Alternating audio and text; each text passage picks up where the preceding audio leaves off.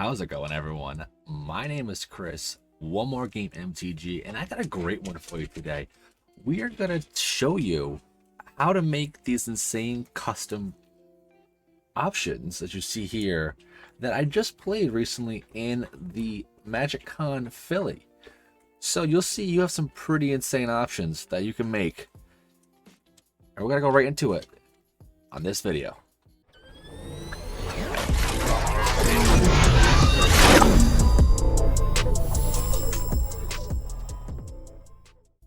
So if you ever wanted to get into Magic, but you start to see that the cost of some cards are too expensive, you generally will look into proxying out your cards.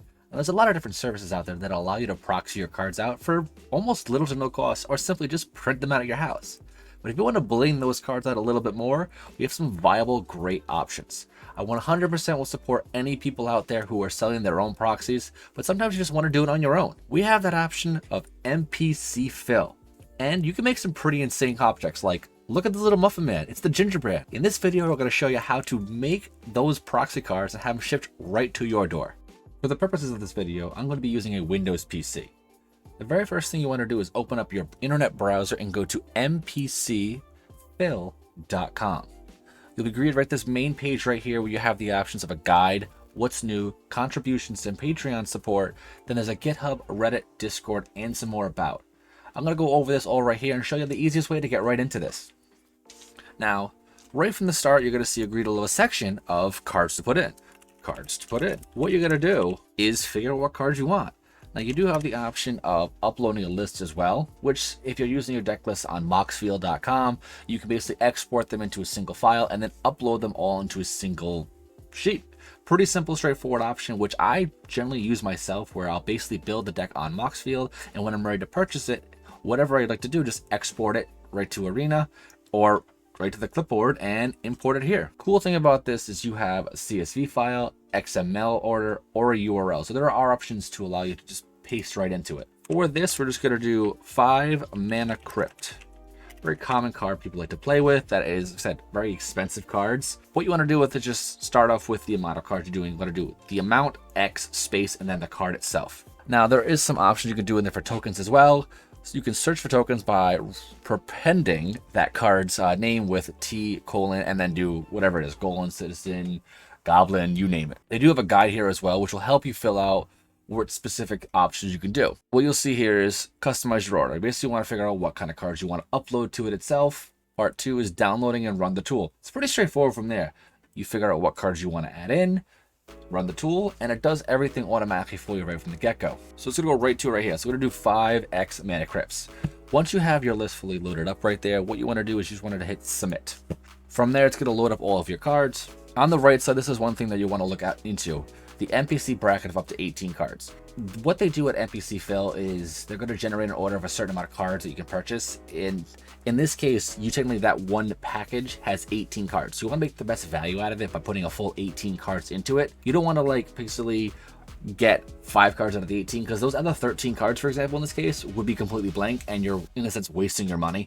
So you want to keep an eye out for that itself. The nice thing about this, it automatically determines what basically the feel of the cards themselves would be. I keep it at S30 standard smooth because it makes it very similar to actual Magic cards themselves. Now, you do also have the option of doing foil. I personally don't prefer doing the foil method. Sometimes I feel that they get a little bit too dark overall.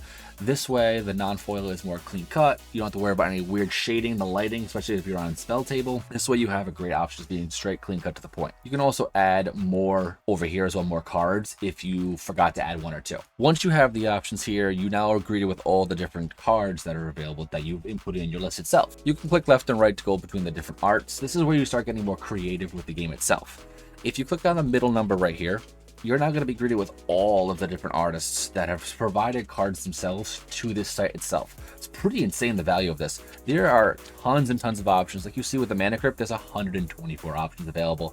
So basically, you just scroll through the list, see which ones you like the most, and just click on it. And now you can also lock it in there. That way, now your choices are locked in. You can't accidentally delete one or move one around. Because if you want to remove, say, oh, I only wanted 4 Mana Crypts, I didn't want 5, simply hit the little X, Do you want to remove it? Confirm. I always say confirm, not confirm and don't ask again, because sometimes you hit something by accident. Because with this one, you could upload tons and tons of cards. I did around 500 for one single order.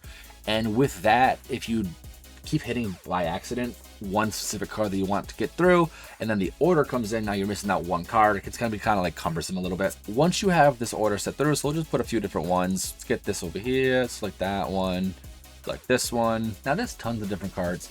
For the most part, you can get cards, a different altar for all the cards that are available in Magic history for the most part. There are some things that you're just not going to see. It's very rare that you see that happen overall, but it's still pretty solid. Once you have all the cards themselves printed up, like basically chosen art frames themselves, you can now just do download all images. One option with that is if you want to use these specific images in other arts, for example, it shows the artist's name so the way you can give them full credit for the art itself, but you have the option of downloading all of them. Right below there, you're going to see generate order and then what's next. One denotion, you see this little art right here of this Black Lotus. If you click on into this, you see the Black Lotus. Right below some of the other cards is the back option. This makes the cards a little more unique for yourself. Generally, I like to do, for example, like the dual Demirs or the planes, something similar like that. I've done the magic symbols themselves. You could do even Yu-Gi-Oh base backs. It's pretty insane what you can do as the back of the card itself, making it that way you know specifically it is a proxy cards. Over the years, people keep doing a lot more proxies, and the artists overseas have made a very advanced step in what proxies have become. So being able to do this, I think gives it more of like, yes, this is 100% a proxy card. I don't have to worry about like mixing it up with something else. Because again, you can put just the generic Magic the Gathering back on the cards themselves, but I think this is a way more unique way and more personal option as well. So if someone goes, oh, that's a pretty cool card, you don't have to worry about, oh, can we trade it out? Oh no, it's a proxy. Makes people feel a little more safer with their cards themselves. So once you've established all those things themselves, you want to hit generate order. What that's going to do is go and download an XML file itself, and it's going to put it right in your downloads folder. All right, and now we're going to click on what's next. Now when you click on what's next, it's going to bring you to that guide that was in there earlier. What you're going to do is you're going to scroll down to the tool itself, that you're going to find the GitHub. This is download and run the tool. At this point, you're ready to automatically fill your order to MPC. Download the GitHub. So you're going to click on the GitHub. Once it loads this up, you now have the options of Linux, Mac OS, and Windows. So once you download that XML folder, you don't want to remove that file itself from your downloads folder, because when we download this execution file, it's going to look into your downloads folder. Keep an eye if you're doing this multiple times. This way, once you finish an order, then you can move that XML file somewhere else. But when you download one of them, just leave it there. That way you don't have to worry about anything whatsoever getting combobulated in the future. We're going to click on the Windows EXE. You're going to see autofill Windows and save that file. Once it saves, then you can open it up and click from there. You're going to open it up right away. You may be greeted with this pop-up right here saying the Windows Defender Smart Screen or something along those lines. You can just hit more info and hit run anyway. I've used this program multiple times. I haven't had any issues whatsoever. So this may happen. So if you see no XML files found in this directory, press enter to exit. That's perfectly fine. Just hit enter and now go into your downloads folder. This is my downloads folder. So all you have to do is just double click on autofill. And now it's going to find that file.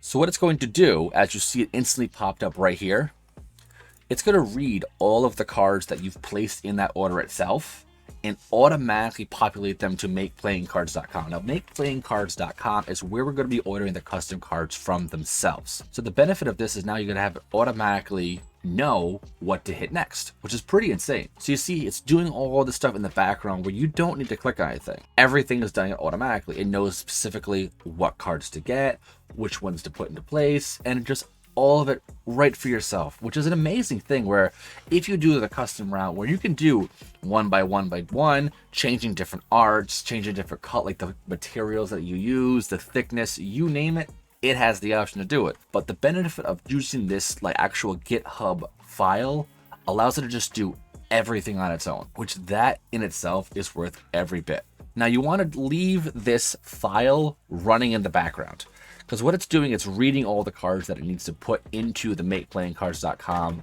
program, and it can take a little bit of a while. So what you want to do is just let it do its thing, let it run.